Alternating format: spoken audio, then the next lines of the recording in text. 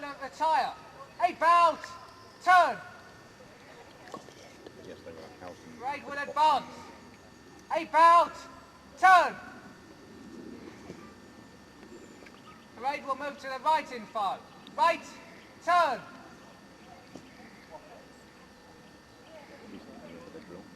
By the left. Quick. March. About. Turn.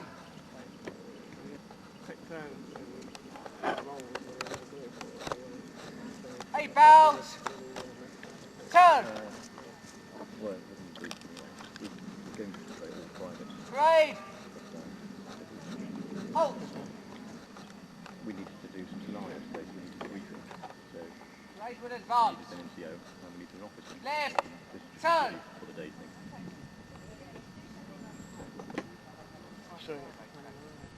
Well, still have a lot to do really. When I pull you out, I'll go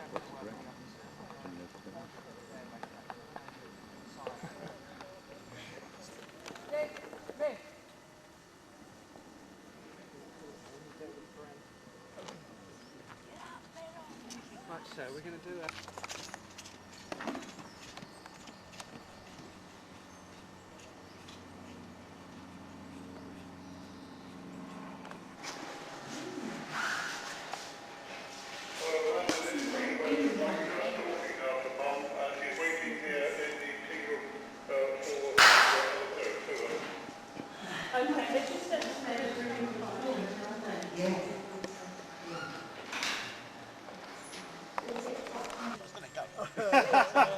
Does anybody want to volunteer?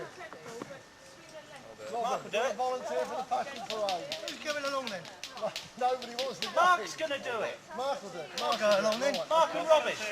Dad, Robin will go as resistance. I can do it. No, you'll have to put on. I've got some stocking suspenders I'll put on.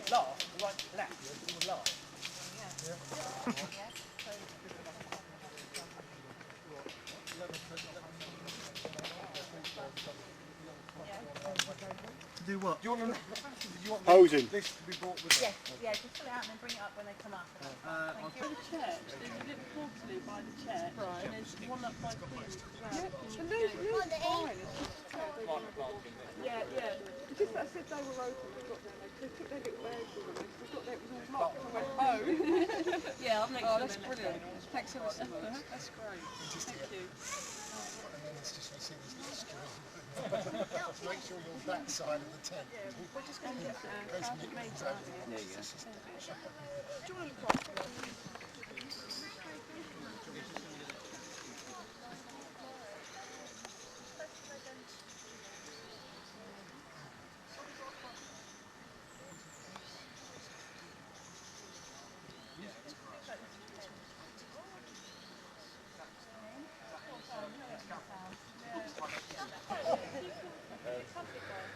Yeah, that's what I was going to say. If you want to have that, I'll let me use that for you.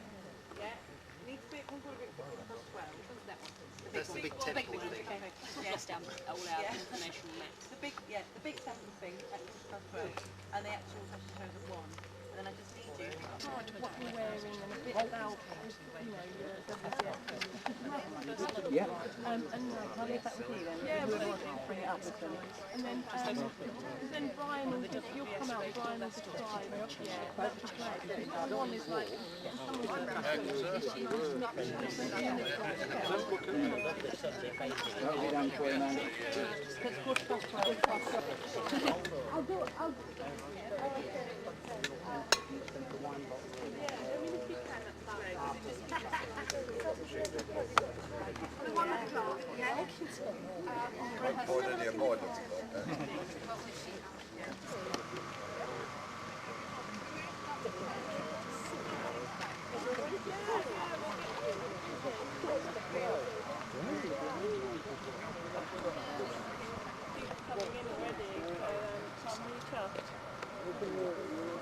From the Spanish Civil War, La Columba, a company commissioner.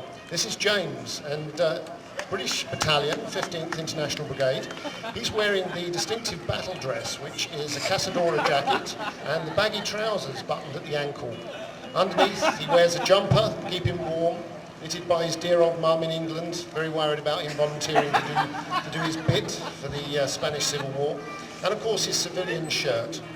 The beret is in fact a Spanish beret, very similar to the burgundy berets that we see worn by the French models who will be with us this afternoon as well. A Spanish Sam Brown, Russian pistol, supplied by the Soviet Union, and his shoes there, alpargatas, I hope I've got the pronunciation right, Spanish peasant footwear, tied on with tapes. Very popular summer footwear, but obviously not so good in the wet, cold winter weather.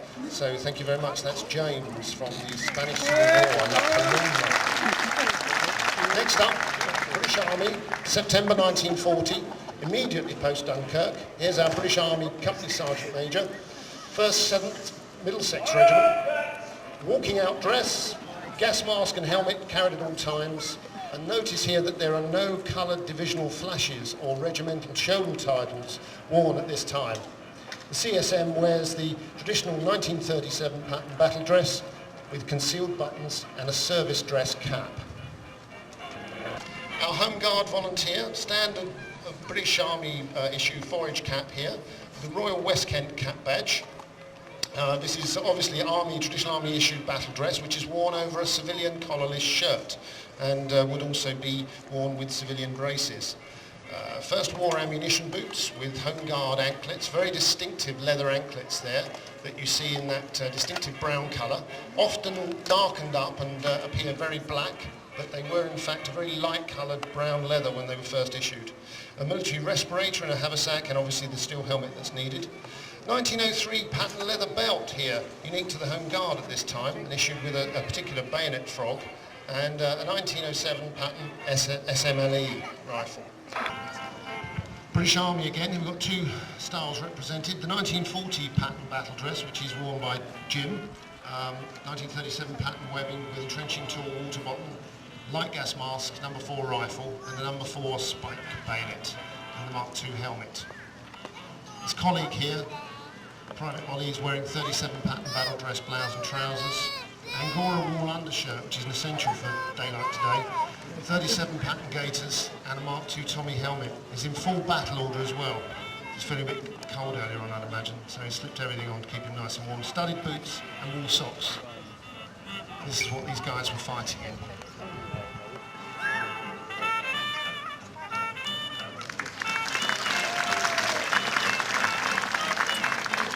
Completely on the offensive and travelled very lightly, and this reflects it today. The headgear, the polotka, worn as a cap comforter under the helmet. Gymnastorka, based on a peasant shirt, and the trousers, which I'm reliably told are shaduri. I hope I've got the pronunciation right.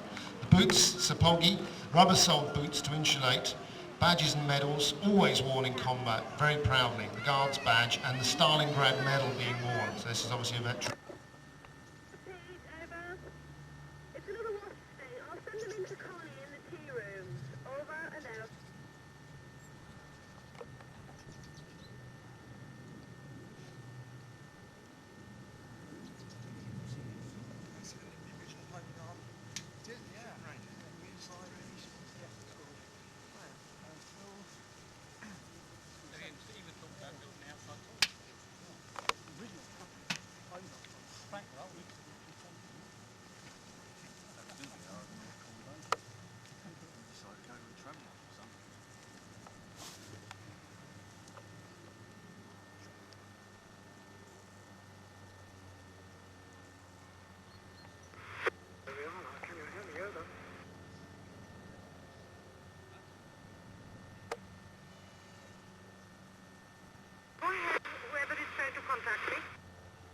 Roger, loud and clear, thank you.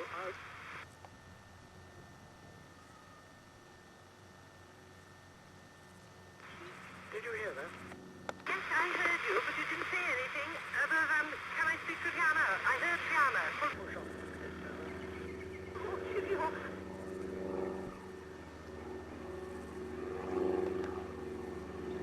Lieutenant Woodray receiving you, over.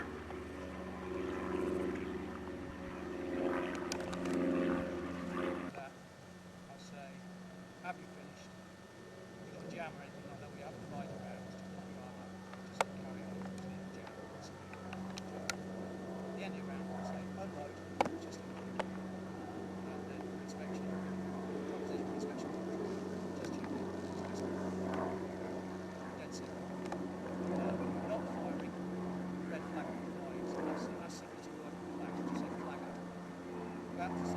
So you take the flag down. So you should have a red flag on the side of the page there. That's a simple one. When the next one comes up for onto the back of the range, we want to finish.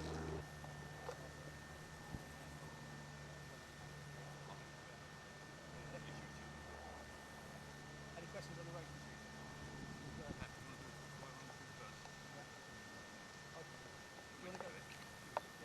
Or do you want to go through on a slow one? So current, come in please, over. Somebody calls Sorry, over. flag. And so the flag will be flying. There's a chap coming through that wants to join, wearing shorts and a yellow t-shirt. Down, test and adjust.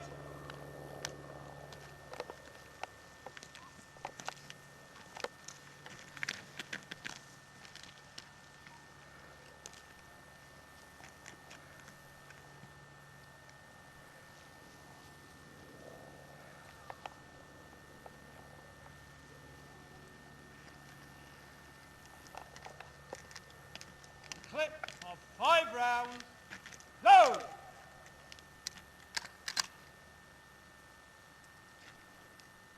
Flag down. Craig, I think I called you, Craig. Target in front of you. In your own time. Carry on.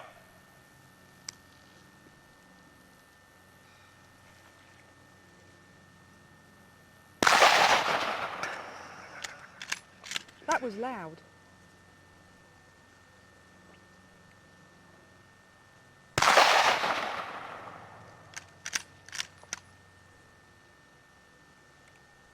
wish I'd bought just a little disposable.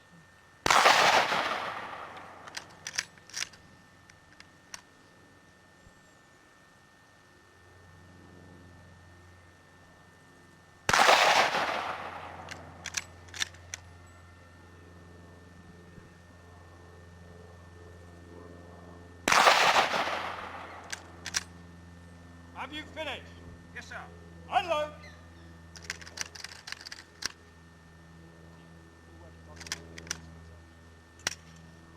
Prone position for inspection. Port arms.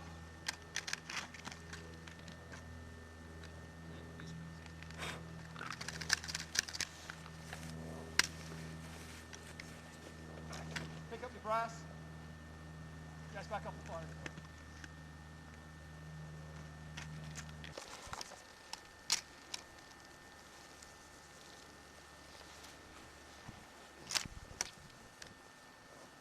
Target in front of you, in your own time, carry on.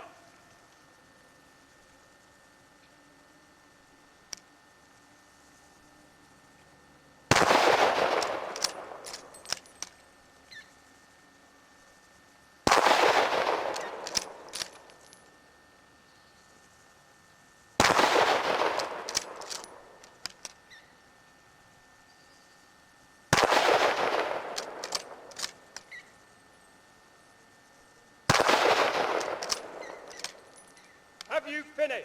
Yes, sir. Unload. In the prone position for inspection. Hot out.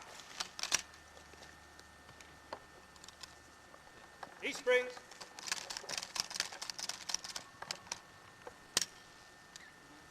Rest your weapon. Pick up your brass and get back up the fire.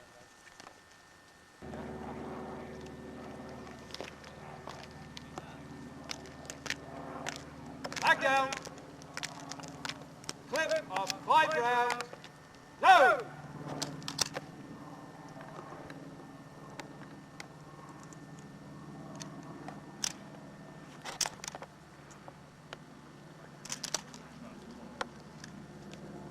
Five rounds, the target in front of you, in your own time. Carry on.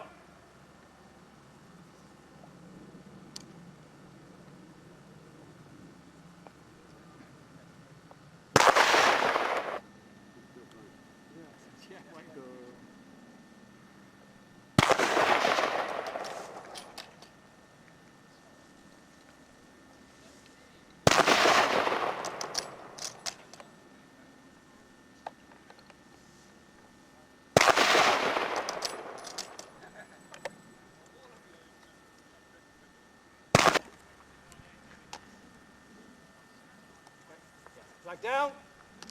Magazine of 10 rounds. Wait a minute. Load.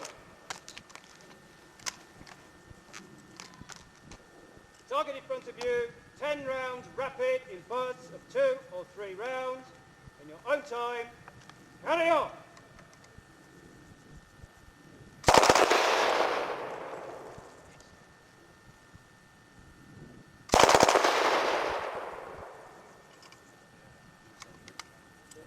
Unload. Good.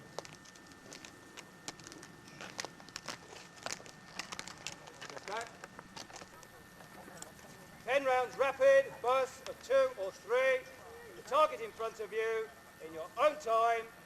Carry on.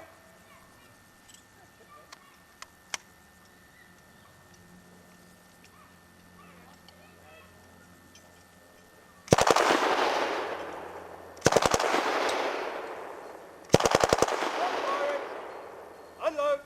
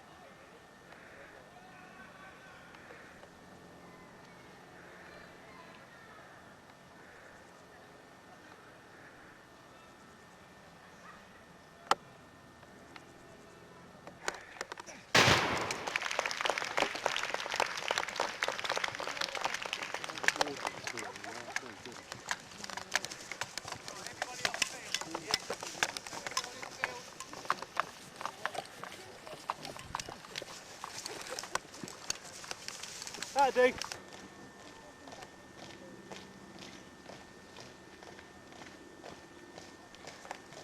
Eyes! Left! Right! Halt! Right will advance. Right! Turn! Right, I don't know how often you've done the eyes left and eyes right. But when you do it, the person on your left will have to do that time. Keep your eyes straight. You don't want to wander off into the crowd. Or even worse, wander into the crowd. Don't mind it, Scott.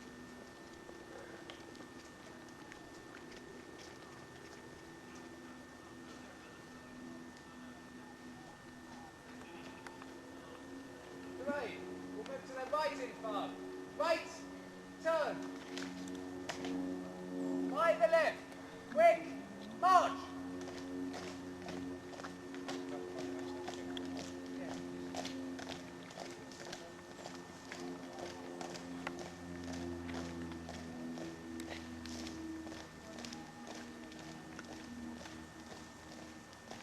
Hooray! Hey, pals!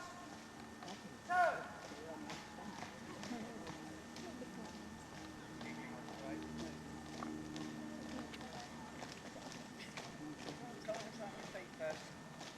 Right. Hooray! Eyes left!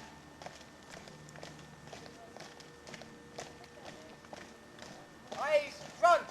Right! Halt!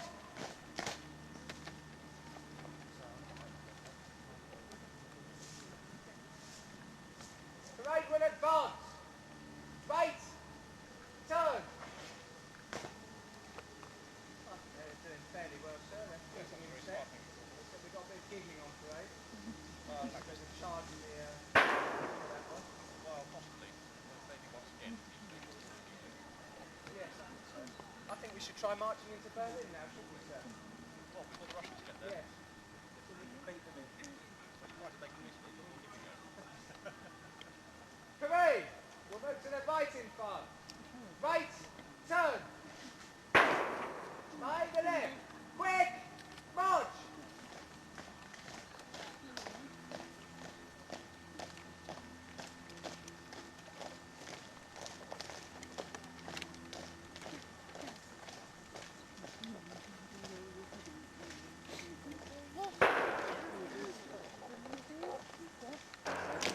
please.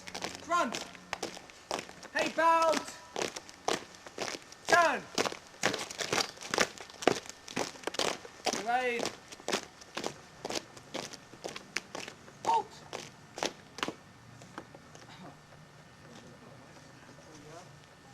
Are you happy with that, sir?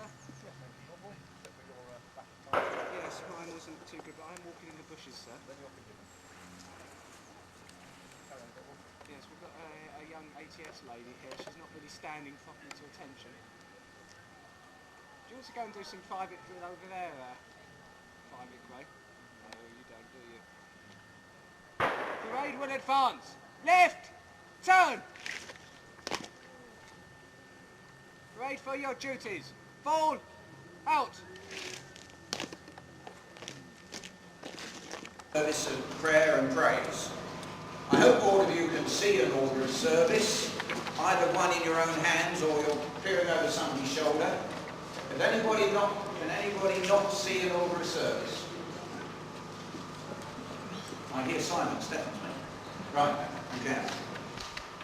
You've all conceived what's going to happen, so therefore I would like you, Harlan, I'm getting waved at.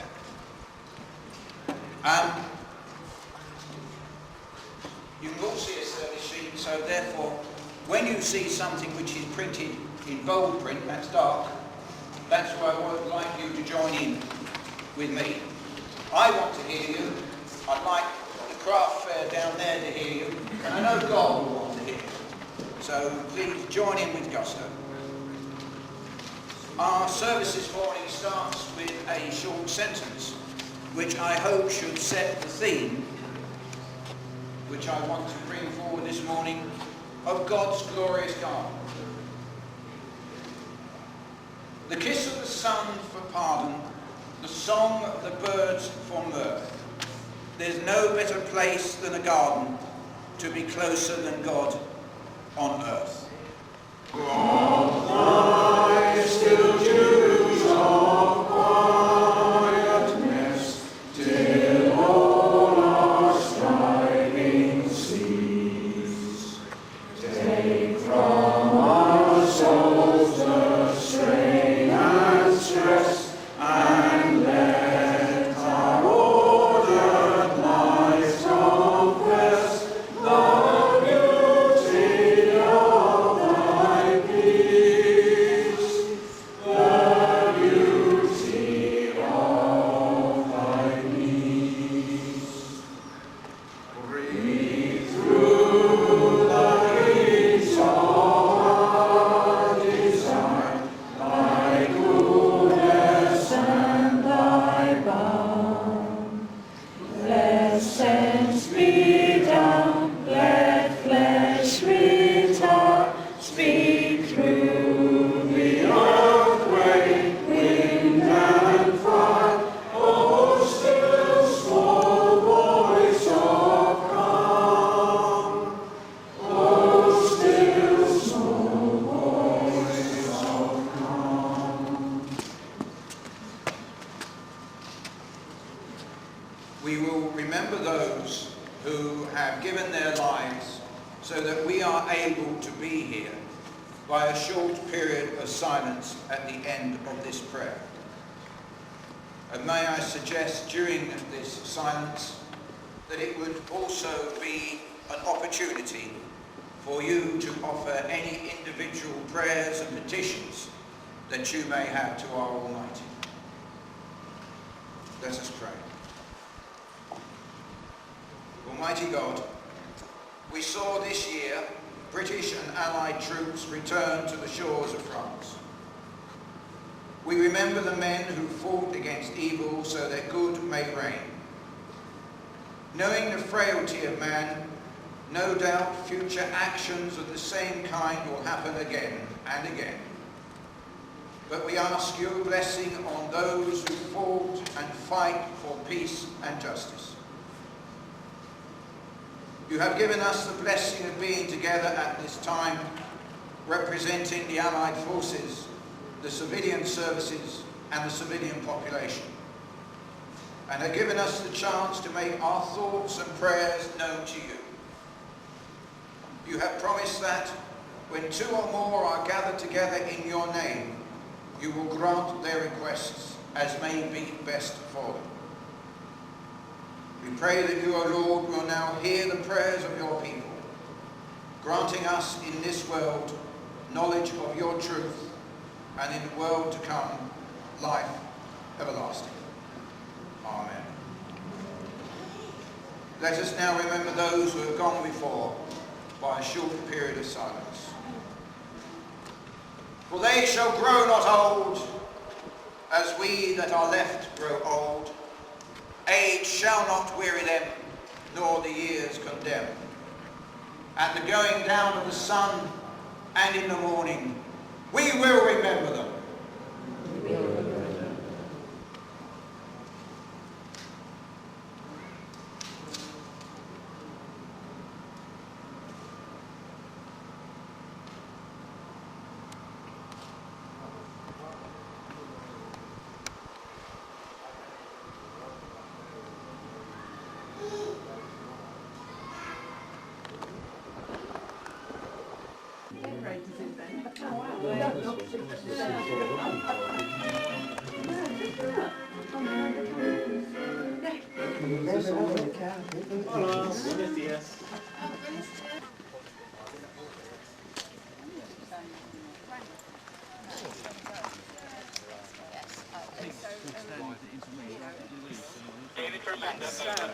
Yes.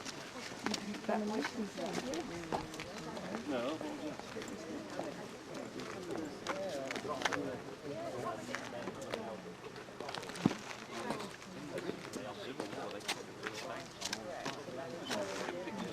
Look at that one.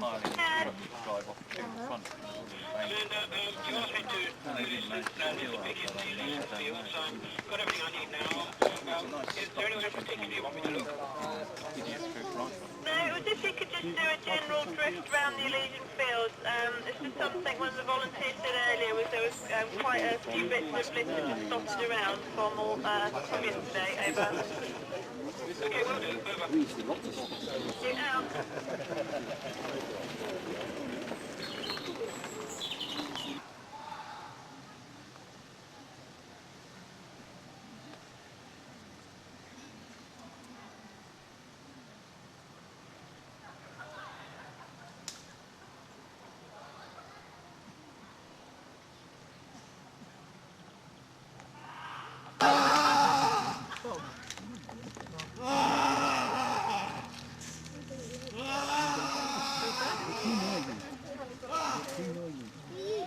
Come on, lad, double. You're a youngster. You should be back in no time at all.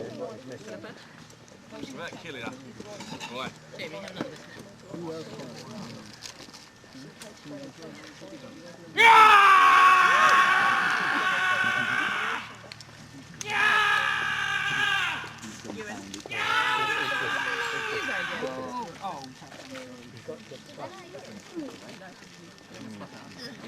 Right, are you ready? Don't wait, next man, go!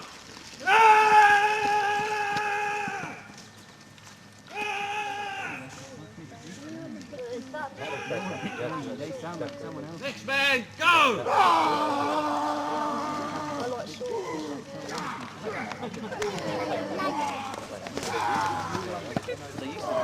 Ready? Yeah. Next man, go!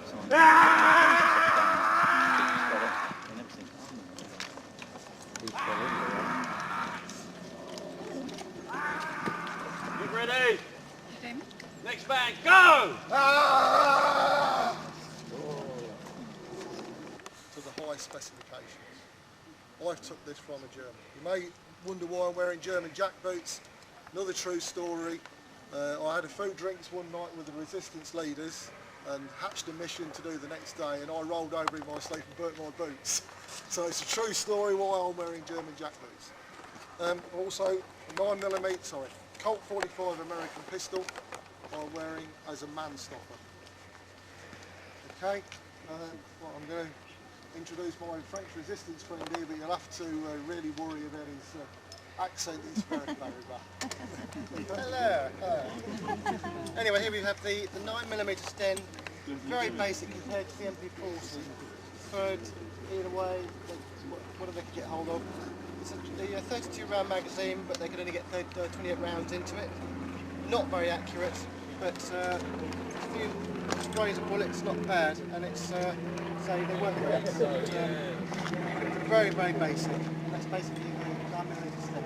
Interchangeable ammunition between that weapon and this weapon.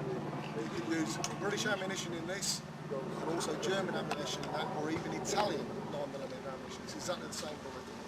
Not machined on that one, so that's the 9mm. I think these cost, can you remember how much they cost? Something like that, yeah, very, very cheap to make. Okay, I'd like to introduce the First Sergeant of the OSS. He'll run you through his weapons.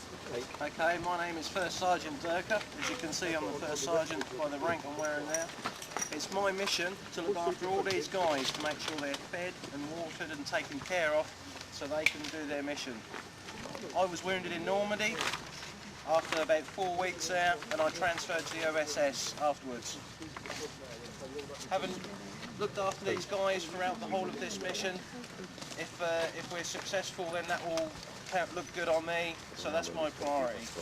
I'm carrying the 1928 Thompson, Patton Thompson, that fires a 45 cal round. That is a man-stopping round, but I'm not actually planning to use this close in unless I have to. And if I have to defend my guys, I will.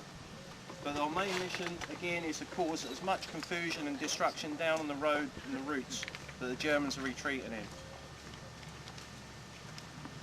And this is a 45 cal round. That's the 45 caliber slug that was fired from that weapon, and also my pistol. As you can see, it is nearly half an inch, which is 12.7 millimetres. If that hit anybody at say 10 feet, 10 yards even, it would knock you backwards. It's a man-stopper. Okay, this guy. I carry what's known as the M1A1 carbine. Derived from my colleague here, he's got the M1. This is basically a folding stock carbine used by paratroopers. It's a semi-automatic weapon, gas-fired. Again, box magazine, 15 rounds.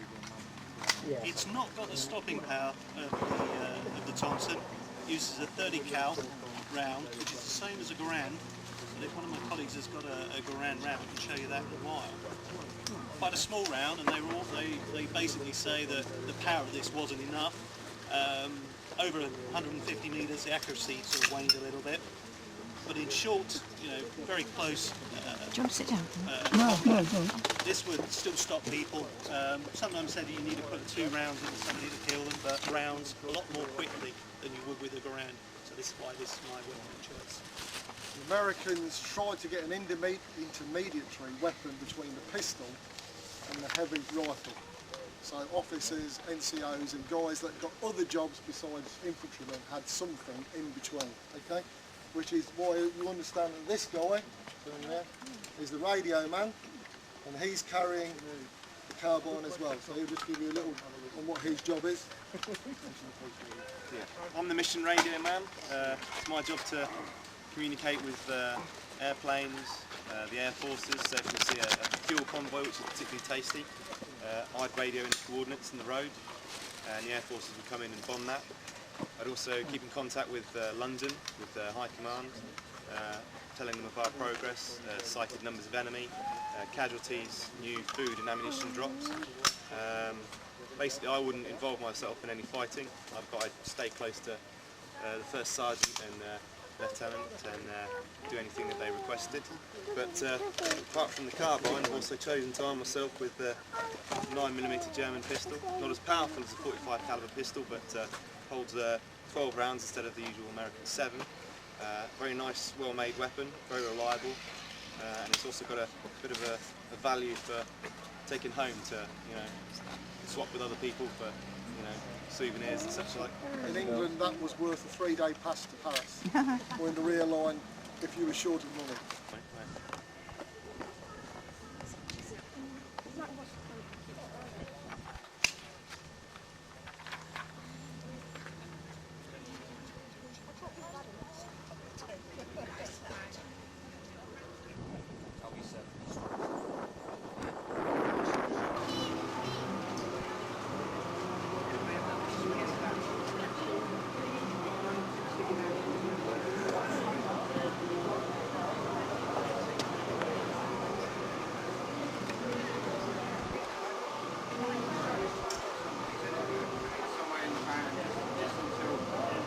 out of sight and people are looking at it, so I don't know whether we can put it down there.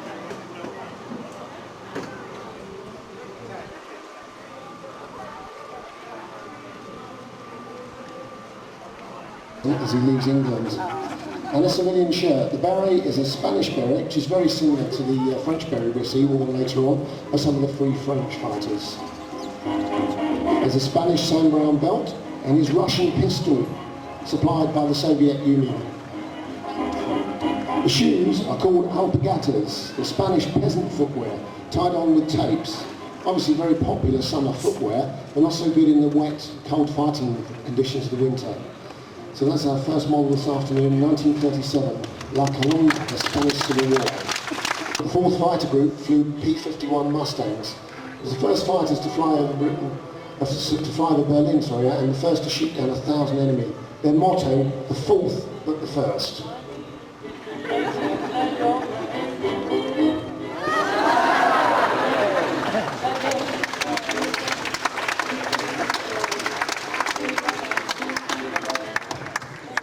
Let's have a look at what was being worn on the home front around about 1942. Here's Louise, showing us a very distinctive American-style dress, heavily patterned and matched with similar shoes. It was very difficult, obviously, to get exact matches, and ladies would buy what they could and where they could. And here, this very smart outfit is actually worn with a simple red Bakelite necklace and poppy earrings. The respirator bag is a brown leather bag that was bought and added to the collection of ladies' handbags. And these are on sale throughout the UK at that time, and you supplemented your cardboard box by buying a very smart respirator bag. This is a more upmarket version that would have been sold in something like Selfridges. Let's have a look at the children now. Dulcie wears a very, very simple cotton print dress, carrying her bag that shows that she's obviously been evacuated somewhere. Her possessions are carrying there. She's also got a gas mask slung over her shoulder and a box with a name on. Plaited hair, very popular for little girls. If you look at Molly here today, Molly's wearing a simple green dress. Again, you can see clearly the cardboard box respirator. And Molly's plaits, again, as Dulcie's, are tied with ribbon, green ribbon in this case. It's very unusual to see this girls wearing this style today. Wide ankle socks, simple strap shoes, and they really look great. Alex is looking very authentic today with his black eye. CC41 shorts and braces that you can't see the braces worn there underneath the shirt, and obviously a nice Fair-Isle sweater that he's wearing. He's actually got his braces on over his Fair-Isle sweater. Don't apologise, Alex. It's very smart indeed. I'm sure you need that sweater on this afternoon. Original 1940s shirt, sandals and socks, and Alex again carries his gas mask. I'm sure that's just a place for storing all those scrum tackles.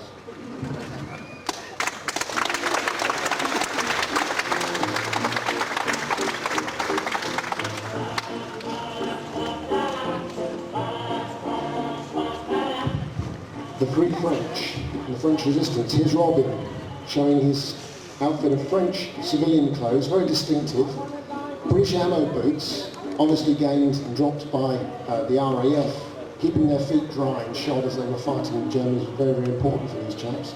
His homemade Free French brassard, which is very clearly shown there on his left arm, and he's armed with a Mark II Sten gun, which again had been dropped in to help with the liberation and destruction work that these chaps were doing. And obviously their own came into play after the D-Day invasion. And these guys were given instructions, and they were a great help to the invading Allied forces.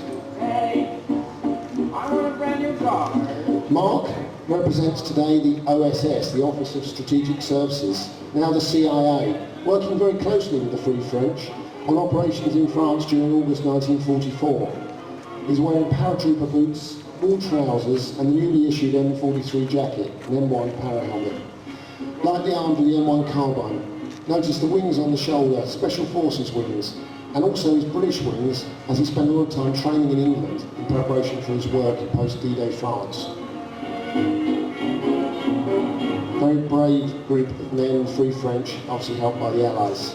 Put your hands together for these guys.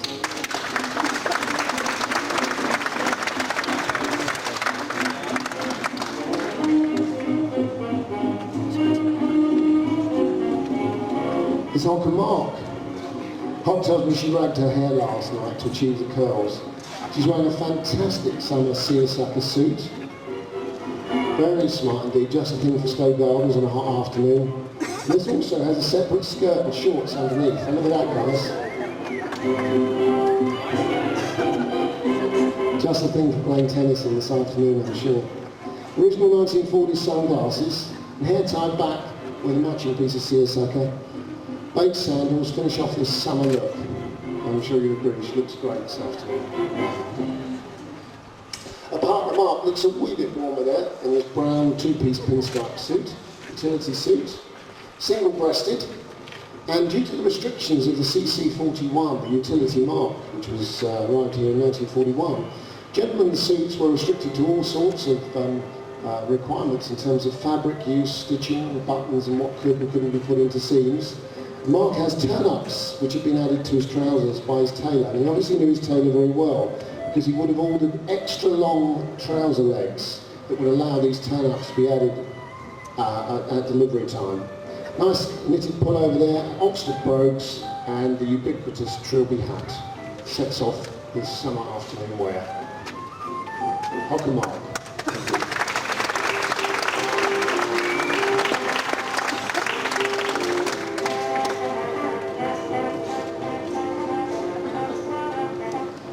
Let's have a look at what the British Army was wearing in terms of operations here. If we look at Jim first, who will be on your left, Jim wears 1940 pattern battle dress blouse, more of the austerity pattern.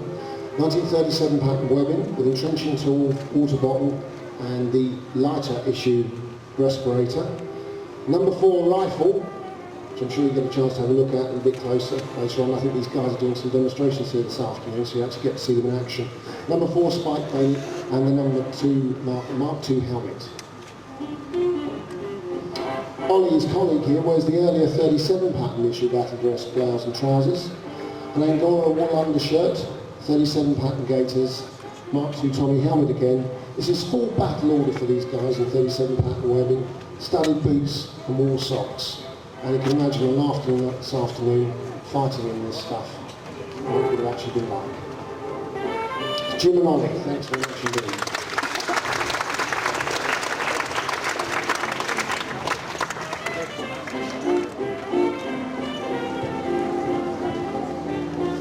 Martin and Susan.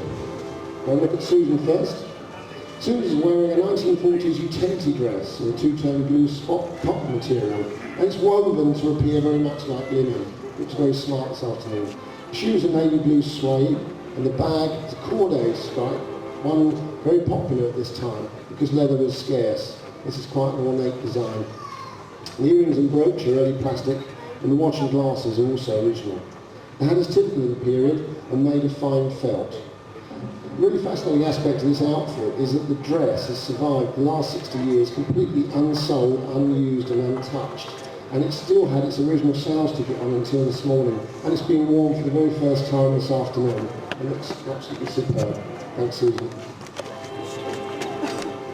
Let's have a look at Martin. He's wearing a mid-1930s three-piece suit. Not quite make to amend. Very, very smart indeed. Pressed into wartime service.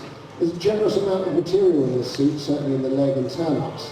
I mean, compared to what we looked at in Mark's brown utility suit, you can see the conditions that were applied by the CC41 mark.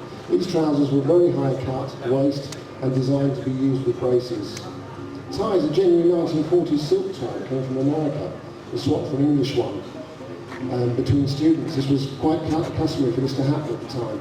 The outfit is tucked off with a Dunn Company trilby hat and black shoes, nicely polished, worn with a grey suit. Very much Sunday best this afternoon for a stroll in Stowe Gardens. Martin and Susan, thank you very much. Dark blue 1940s shoes, brown handbag worn there, and of course the ladies' gloves. Catherine's obviously got some friends in the Americans here, because we can see she's actually got some new seamed nylons as well. So we shouldn't perhaps go into too much detail about how she managed to get those. Very smart, thank you, Catherine. Dress with a ruched bodice and puffed shoulders. Very, very pretty original headdress. This is all original. and actually belongs to somebody I think who's connected as a volunteer here at Stowe. Lovely. The bridesmaid is wearing a full-length lilac red dress with a matching tiara star headdress. And the lucky groom is Tim this afternoon, officer's service dress, dark olive drab worn with light shade trousers. These trousers were known as pinks, and bloused into the highly polished paratrooper boots, one of the most distinctive and jersey-guided items of paratrooper wear. Smart side cap features the parachute badge. This is backed in blue to denote infantry service. Further indications of this infantry status, the regimentally numbered crossed rifles on his lapels and the combat infantry badge on his breast pocket beneath his jump wheels. So I'm sure we wish to have the couple a very happy life together, and with congratulations to everyone on the stage. And I hope my bride has a really nice time in the States, where she leaves all the austerity and utility behind. Ladies and gentlemen, our models this afternoon, so you will get a chance to talk to them, have a walk around the gardens, have a walk around the walks, get a chance to look at this clothing up close. It is all original, and there are a number of displays and talks that are going on this afternoon. Have a chat to any of the reenactors, they'll be happy to help you. And I will say that the gentleman from the NFS will be doing a talk here next door to this area at around about 1:30. If you go along there, you'll hear a lot more about the work of these brave ladies and gentlemen. So I'd like to thank you very much for your attention here and wish you a lovely afternoon at Stowe, and I hope the weather stays with us. I'm sure it will. Thank you very much indeed.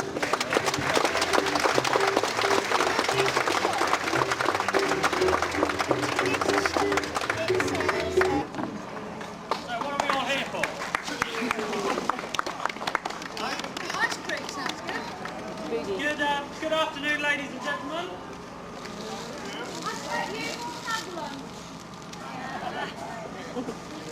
We're going to do a little bit of dancing for you in this extremely hot weather, so you'll have to forgive us if after 3 dances we pass out, but hopefully we're going to show you a little bit to interest you over the next couple of minutes.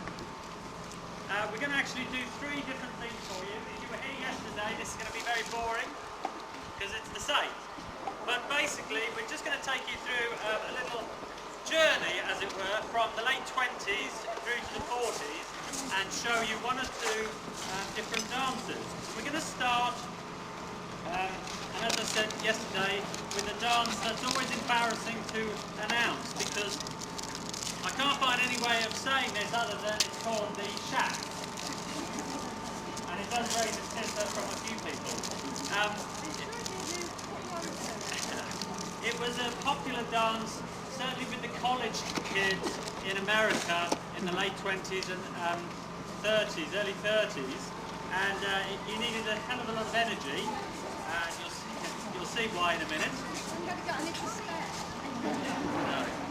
Now, we're going to use a piece of music as well today that probably most of you will never have heard, although I'm sure all of you will have heard about the film. It's a piece of music from that famous film that came out in '39, so we're using something a little later. It came from The Wizard of Oz. I don't suppose many people have seen that film. No, so you won't know what I'm talking about. It was a piece of music that was called, actually, the Jitterbug. And because the dance was so popular at the time, they put a section into the film and they had a jitterbug scene and they had this piece of music, and when the film all came to be edited down, somebody decided that it just made the film that little bit too long and it was a bit too energetic and it just came at the wrong point, so they cut it out. So we're going to play for you today this little song. We've had to cut it a little bit because there's a lot of talking in it. So you're going to hear that probably for the first time, Judy Garland singing of course, and we're going to be doing not the jitterbug, that comes a little later, we're going to be doing this dance called the shag, collegiate shag, to give it a proper name. So if Lulu would press the button.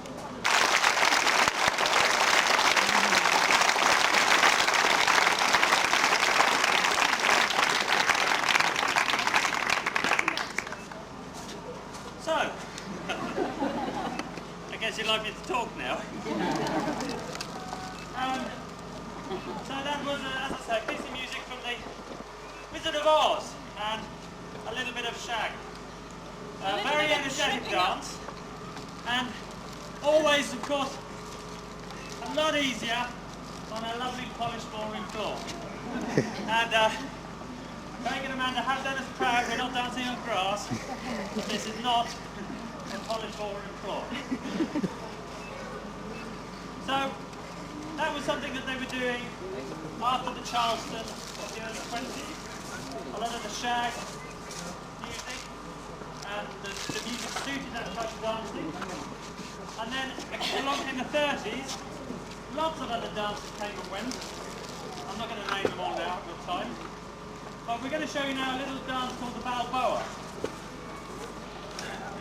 And again, a popular dance that was done all in the States at that time. Fitted great to the big band music. And the ballrooms at that time, dancing was a social pastime. It was where you went to meet people, meet your friends, meet future partners, perhaps. So the ballrooms used to be crowded with people. You know, 2,000 people dancing wasn't really a great number. The ballrooms catered for huge numbers of dancers. And of course they had great swing bands at that time, Tommy Dorsey, Benny Goodman, many, many more. So they learned a dance that was called the Balboa. And it was done with your partner very close. This is why I think so many people met their other halves. And it was all about footwork. It was very intricate footwork because there were so many people on the floor, you just couldn't really pull away and start doing very flashy moves. So we're going to show you a little bit of Balboa, but we're going to show you a bit more because Balboa evolved and became Bal Swing. What happens in the later 30s, as swing and Lindy Hop and what became Jitterbug came in, the dancers mixed the various styles of dancing, and rather than keeping it close together, they suddenly thought, well, what happens if we break away from our partners and then start doing things in an almost open position? So today, this is known as Bal Swing. So we're going to do a little bit of Bal Swing. We're going to use a piece of music. I thought, what can we use on a day like today? The last song, the White Christmas, yeah. What have helped? The Jitterbug really should have been the Jitterbosp. Nobody's had trouble apart from me, I'm sure, today. I think it was the aftershave or something I put on. So today, as it's the 1940s weekend, we've picked a little tune by Al Bowley, who was a famous vocalist of the late 30s. Unfortunately died at the beginning of the war. I think it was about 42. He was unfortunately in a building that was hit by a bomb, and that was that. A sad loss actually to vocals at the time because he really did have a special voice. So this song is not called Stay Away From That Track in the Dance Floor. This song is called The Hats on the Side of My Head, so it's dedicated to all the ladies with their little perched hats sitting about.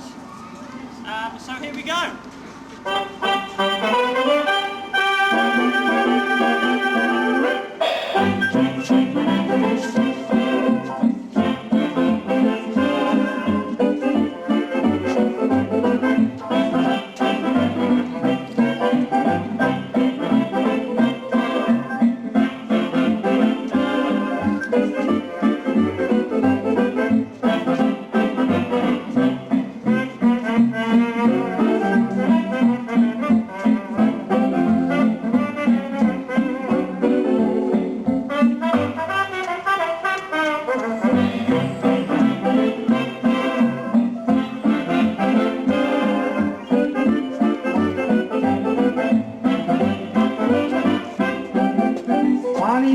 What love can do, take a little look at me. Yesterday I was so blue, bluer than the deep blue sea. Now I'm singing, whistling a tune, all the live long day. If you want to know just why, I can truthfully say, I got a feeling I found her. It was something she said. She got me walking on the tip of my toes and my hat on the side of my head. All my troubles are mended. She's my needle and thread. Cause she got me walking on the tip of my toes and my hat on the side of my head. Oh, that wonderful smile. Oh, I fell from the stars. You should something on my poor old heart. We got a wonderful future, one that's rosy and red. Oh, she got me walking on the tip of my toes, and my hat on the side of my head.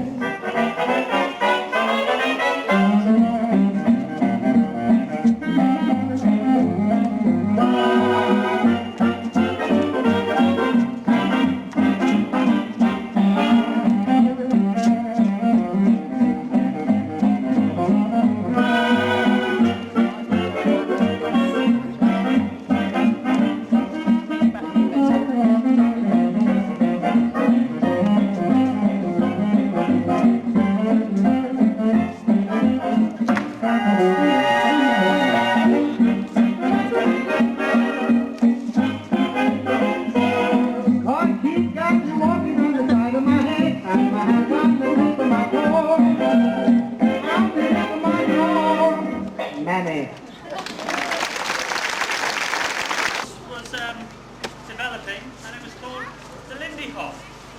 And it was an unusual dance really because it wasn't taught.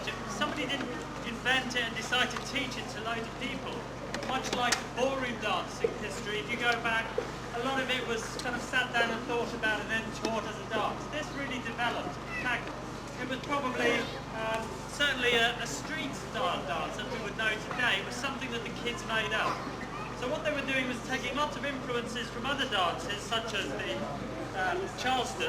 There are Charleston variations in this dance, and there wasn't a name for it. So at one event there was a reporter, and he was trying to find out, well, what do you call this dance? And this was actually right back when it was in its infancy, and it was 1927. And in the paper very recently has been a story about Charles Lindbergh, who had flown the Atlantic, and the headlines at the time, I don't remember it, I don't know many of you still, but did somebody say yes? At the time it said, Lindy hops the Atlantic.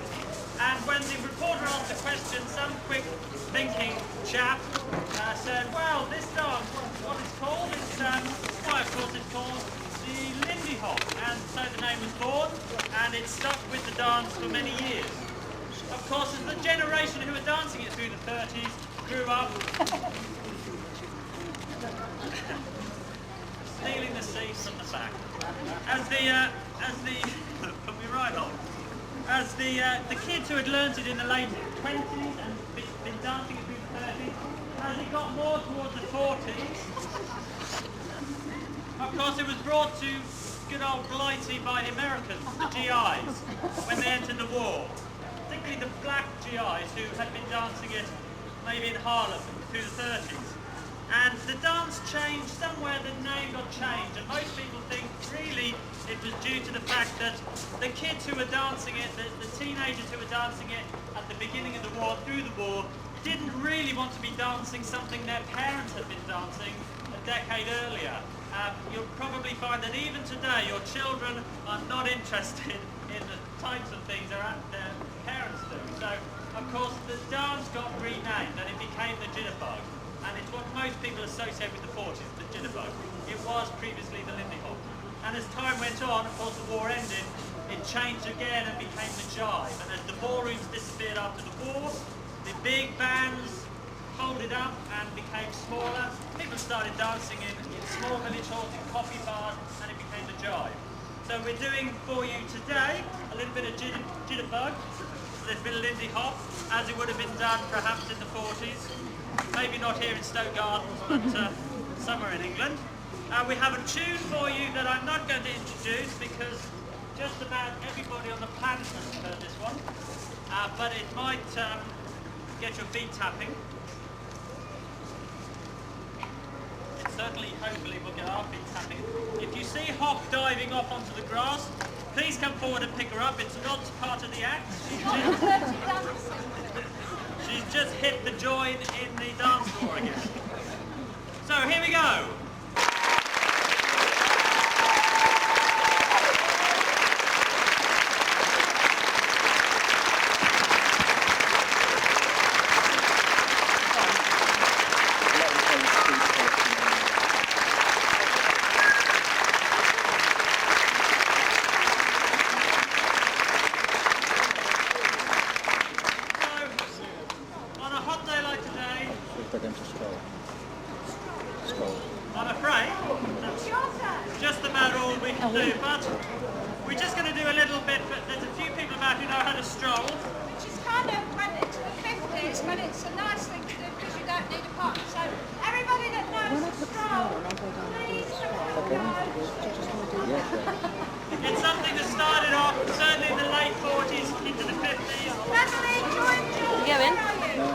been resurrected more recently and been called different things.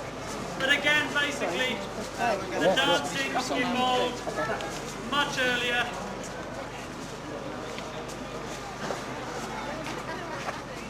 Some of you might recognise it. You don't need a partner, which is great. No age limit. It's very easy, so if you want to join in halfway through.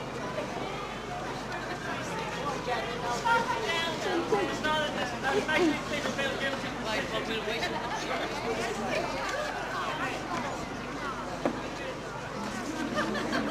Here we go!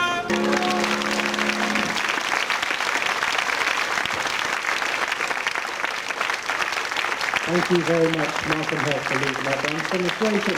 And provided Mark's voice and Hop's voices recover in time, they'll be leading the sing-along down at the Temple of Ancient Virtue at B30, which is just down on the trail next to the Home Guard units, so do visit them again. Thanks again, Mark and Hop.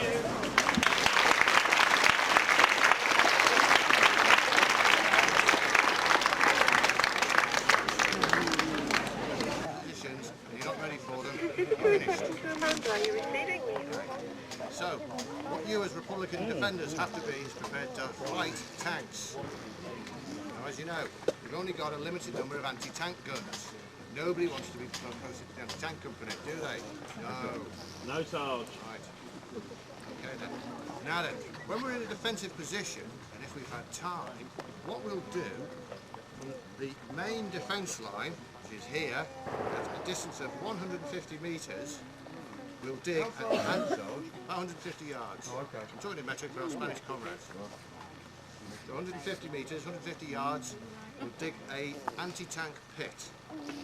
We'll dig a series of these things, and they're going to be around about 35 metres, 35 yards apart, scattered about. We won't put them in one straight line. If they're in a straight line, the minute the tanks overrun one pit, they're through, and they can attack the main line. So we'll spread them out. Now then. The pits themselves should be about 6 foot deep and about 4 foot across, wide enough to hold 2 men in each pit. Now these men will be drawn from each platoon. Each platoon in the battalion will provide 2 anti-tank snipers. At dawn on each day, those anti-tank snipers will make their way out to the anti-tank pit. They'll take with them day's rations, water, all their equipment, because they're going to stay out there all day. We don't man them at night. Why do you think we don't man them at night? Flash can't see in the dark. That's right, the Flash can't see in the dark, so they don't use their tanks at night. No point, they just fall in riverbeds and things, barrancos and what have you. Right then. Right then. Anti-tank weapons. Now I said earlier on we've only got a limited number of anti-tank guns and they can't be everywhere at once, so we have to take care of our own anti-tank defence. To that effect, we have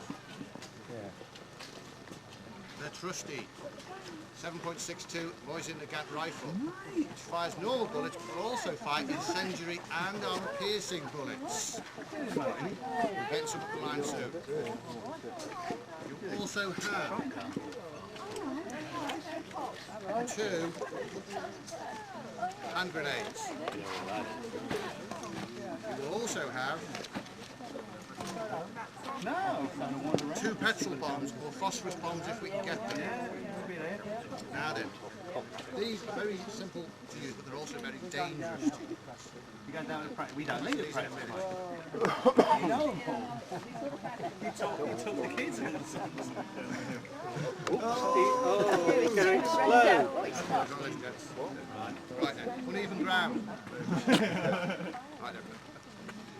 Now, modern tanks, the crews can't see very much from the inside. You've only got limited fields of visibility through their view instruments. So, they will only be able to fire on you from about 400 yards away. Okay, from that distance. And what we can do is we can put posts out time to mark your distance. You'll know the minute they go past that post, you're within range. Now then, if you're going to use your rifle to fire on the tank, aim at the front right-hand side where the driver is. Try and get him to the view instead. Otherwise, fire at the turret to try and get the command airport the gunner. These tanks aren't the best in the world. They're quite thinly armoured, and with armor-piercing bullets will go through them. I'm going down the supermarket for a tin. Oh yeah. It really does worry now, but what would happen if?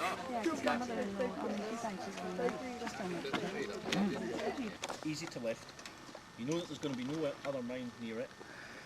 You open that, you can take the detonator out, and it's, broadly speaking, it's safe.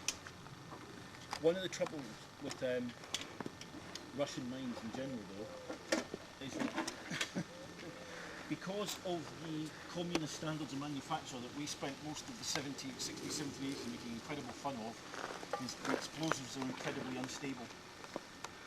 Even just moving it.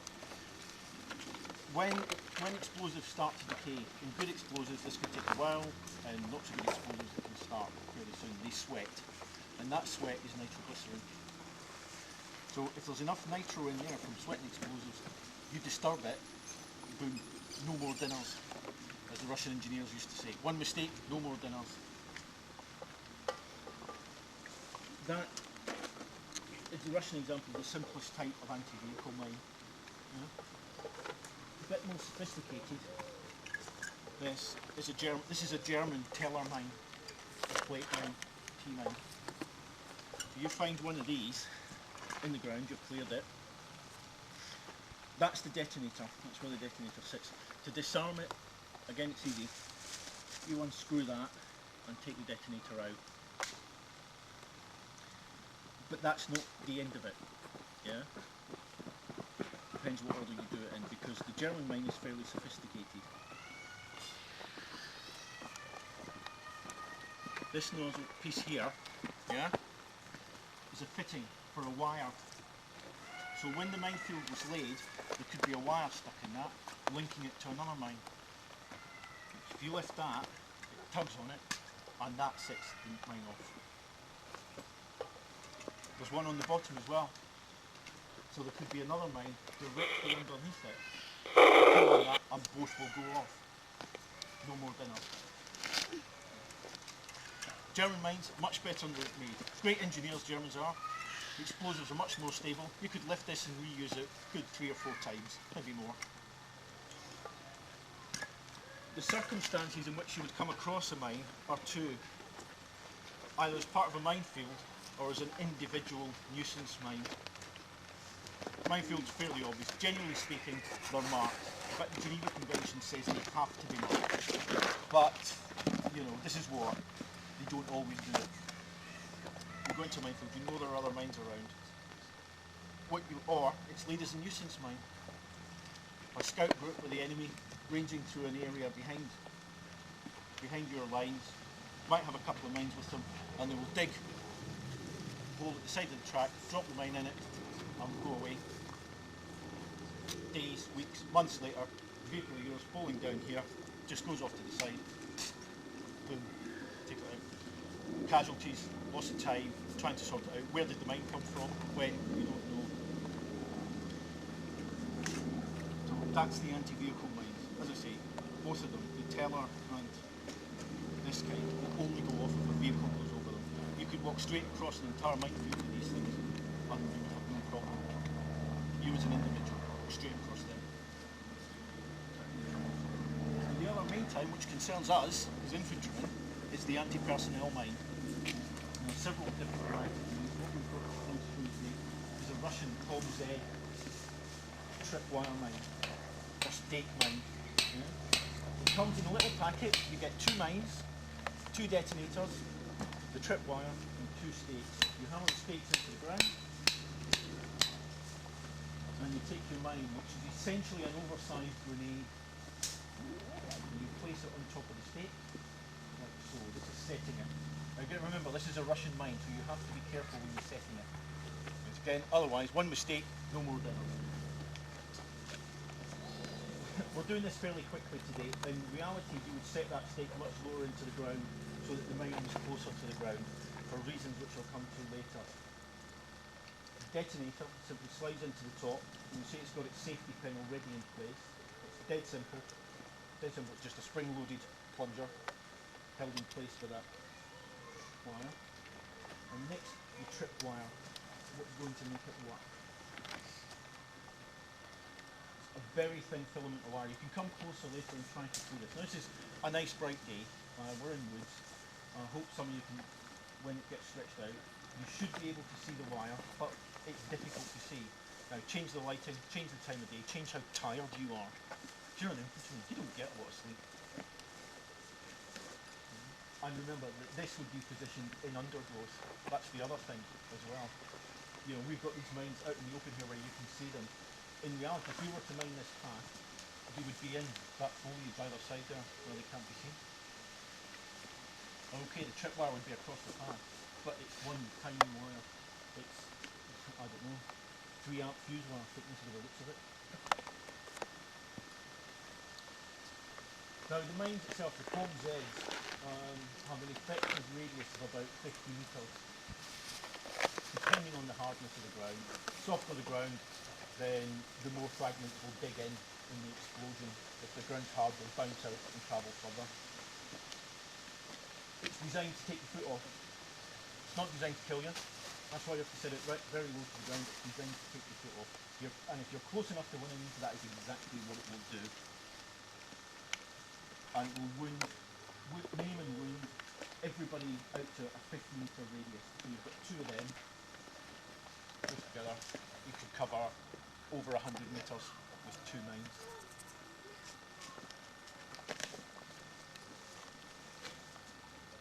It's a very nasty weapon.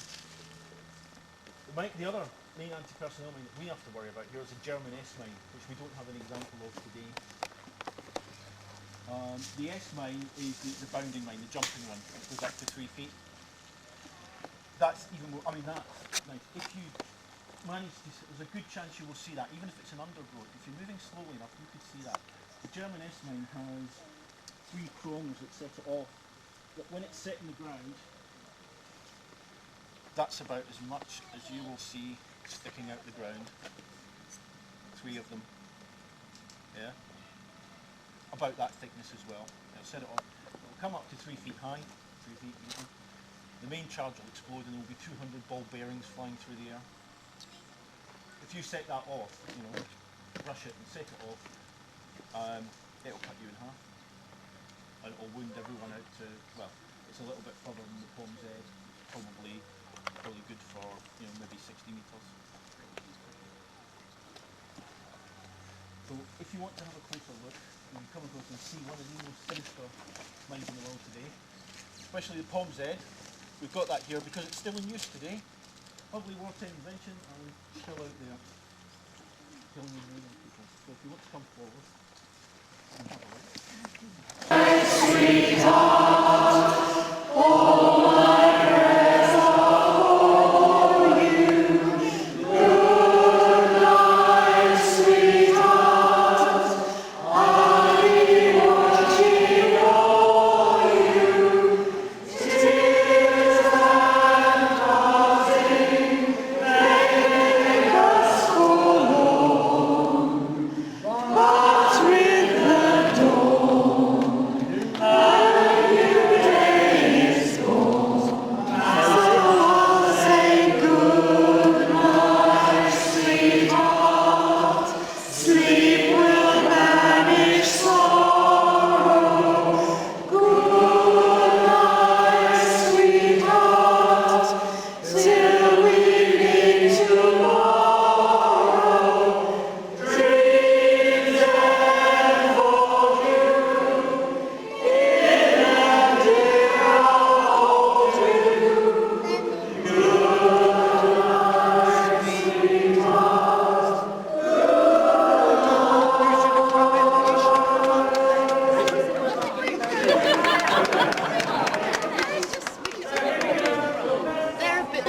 Oh dear, we're probably going to embarrass ourselves then.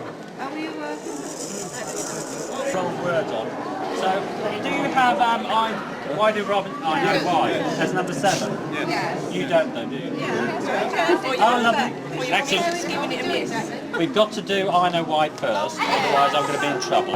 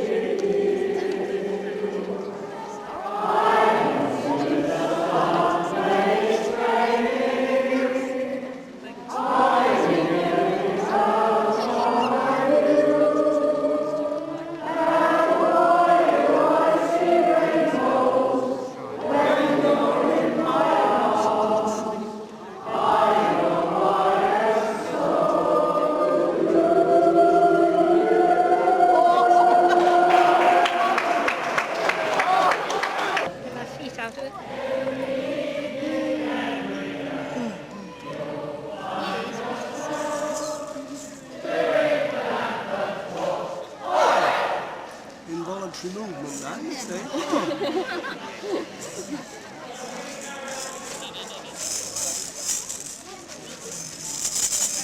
view from me. I've never been bothered to climb up here before. Oh, yeah? If you go over to the temple over there, that's one of the nice views back up this way.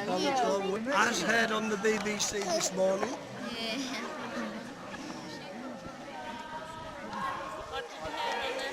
Sorry? What did you hear on the BBC? She was on the radio. Yeah, Ivy heard it. She's having her cornflakes. What, 3 cantons?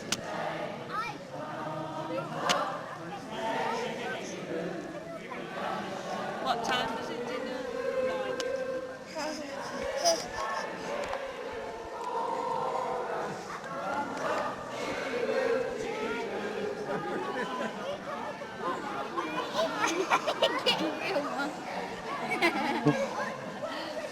What was Massey Dance and Dorsey Dance? Was that in the war or was it just after the war? It was after the song. It's a song that they used to sing. The words sound rather silly now. They usually sing.